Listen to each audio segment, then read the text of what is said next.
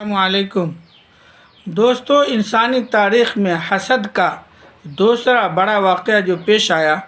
وہ حضرت یوسف علیہ السلام کا واقعہ ہے۔ حضرت یعقوب علیہ السلام اپنے تمام بیٹوں کے مقابلے میں یوسف علیہ السلام سے زیادہ محبت کرتے تھے، اور یہ محبت ان کے بھائیوں کو، یوسف علیہ السلام کے بھائیوں کو پسند نہ آتی تھی۔ یہ محبت ہی کی بنیاد پر ان کے درمیان حسد ہو گیا، اور ان کے بھائیوں نے یہ تدبیر کی کہ کسی طرح ان کو راستے سے ہٹا دیا جائے،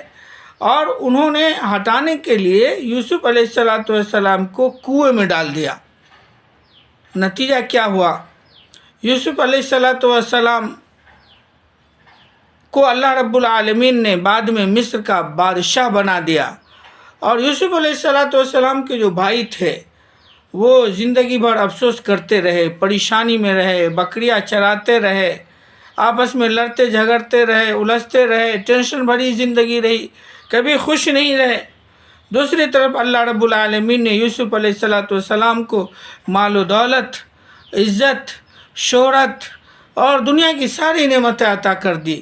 تو حاسد کبھی خوش نہیں رہتا، وہ ہمیشہ مایوس رہتا ہے، وہ ہمیشہ تکلیف میں رہتا ہے، جبکہ محسود جس سے حسد کیا جائے اگر وہ صحیح راستے پر ہے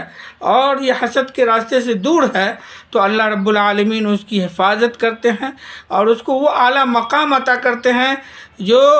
حاسد سوچ بھی نہیں سکتا۔ اللہ سے دعا کیجئے اللہ رب العالمین حسد جیسے فتنے سے ہم سب کی حفاظت عطا فرمائے۔